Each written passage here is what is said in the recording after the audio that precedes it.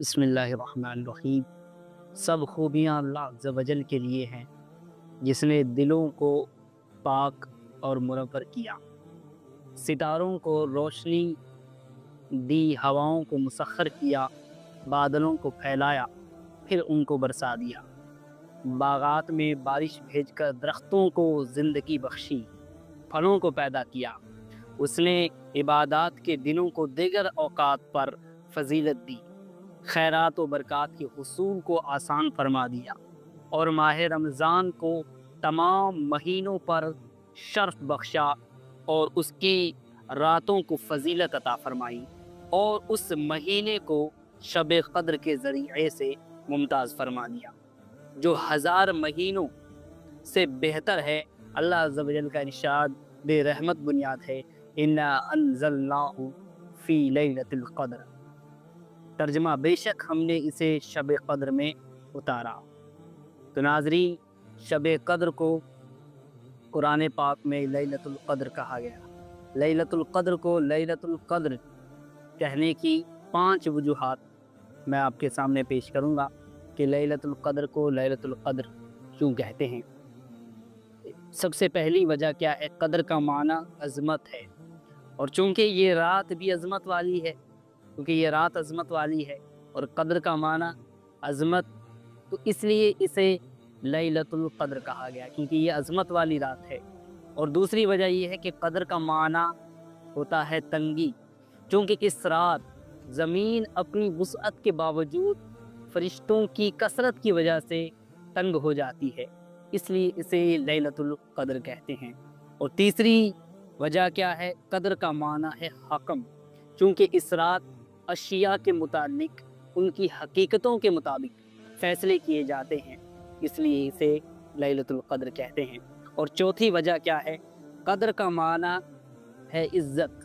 قدر کا معنی عزت، یعنی جس کی کوئی قدر و قیمت نہ ہو وہ بھی اس رات کی برکت سے صاحب قدر ہو جاتا ہے، اس لیے اسے لیلۃ القدر کے نام سے جانا گیا۔ اور 5ویں وجہ آخری یہ ہے کہ اس میں قدر والی کتاب نازل ہوئی، اس رات قدر والی کتاب یعنی قرآن پاک نازل ہوا، یا یہ کہ اس میں قدر والے فرشتے نازل ہوتے ہیں، اس لیے اسے لیلۃ القدر کہتے ہیں۔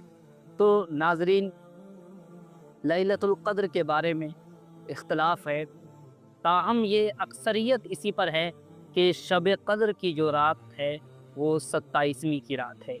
27ویں کی رات کے بارے میں علماء کے زیادہ اقوال ہیں، لیکن نبی پاک صلی اللہ تعالیٰ علیہ وآلہ وسلم نے فرمایا کہ شب قدر کو رمضان المبارک کے آخری عشرے کی راتوں میں تلاش کرو۔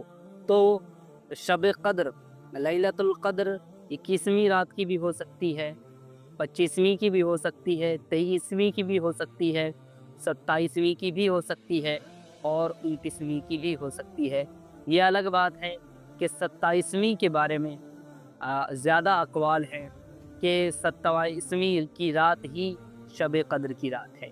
تو شب قدر کی رات اتنی عظیم الشان رات ہے، اللہ تبارک و تعالیٰ نے اس رات کے بارے میں قرآن پاک میں ذکر فرمایا، اور فرمایا وَمَا أَدْرَاكَ مَا لَيْلَةُ الْقَدْرِ لَيْلَةُ الْقَدْرِ خَيْرٌ مِّنْ أَلْفِ شَهْرٍ، اور تم نے کیا جانا کیا شب قدر؟ شب قدر 1000 مہینوں سے بہتر ہے۔ مفسر شہید خلیفہ اعلیٰ حضرت صدر الافاضل سید محمد نعیم الدین مراد آبادی علیہ رحمۃ اللہ الہادی نے تفسیر خزائن العرفان میں اس آیت مبارکہ کے تحت فرمایا، یعنی ایسے 1000 مہینوں سے جو شب قدر سے خالی ہوں، اس ایک رات میں نیک عمل کرنا 1000 راتوں کے عمل سے بہتر ہے۔ حدیث پاک میں نبی کریم صلی اللہ تعالیٰ علیہ وآلہ وسلم نے گزشتہ امتیوں کے ایک شخص کا ذکر فرمایا جو تمام رات عبادت کرتا تھا اور تمام دن جہاد میں مصروف رہتا تھا۔ اسی طرح اس نے 1000 مہینے گزارے تھے کہ ساری رات وہ عبادت میں مصروف رہتا، قیام کرتا، اور دن میں اللہ تعالیٰ کی راہ میں جہاد کرتا تھا۔ اس طرح اس نے 1000 مہینے گزارے تھے۔ تو مسلمانوں کو اس سے تعجب ہوا تو اللہ تبارک و تعالی نے آپ صلی اللہ تعالی علیہ وسلم کو شب قدر عطا فرمائی، اور یہ آیت کریمہ نازل کی کہ شب قدر 1000 مہینوں سے بہتر ہے۔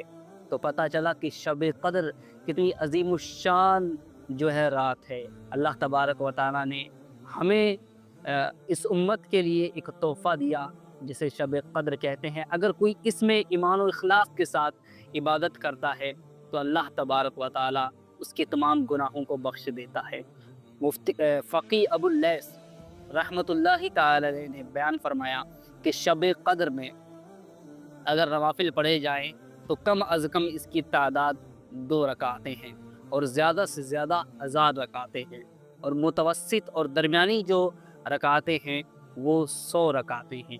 اور اس کے اندر آپ کو ہر رکعت کے اندر قرآن پاک کی تلاوت کرنے میں کیا ہے کہ سب سے پہلے آپ کو سورہ فاتحہ کے بعد انا انزلناہ فی لیلۃ القدر، سورہ قدر 1 مرتبہ، اور 3 مرتبہ سورہ اخلاص قل هو اللہ شریف، ہر رکعت کے اندر آپ کو 3 مرتبہ سورہ اخلاص اور 1 مرتبہ سورہ فاتحہ کے بعد سورہ قدر پڑھنی ہے۔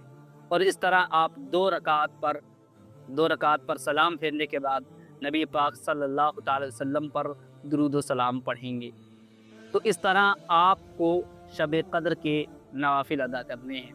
تو یہ شب قدر ایسا نہیں ہے کہ صرف جو ہے وہ 27ویں کی رات میں ہی ہو، شب قدر رمضان کے آخری عشرے کی طاق راتوں میں ہمیں جو ہے تلاش کرنی ہے۔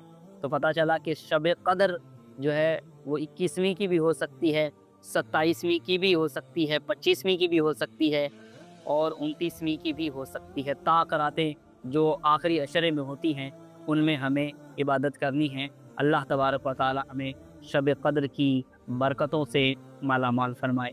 آمین بجاہ النبی کریم۔ السلام علیکم۔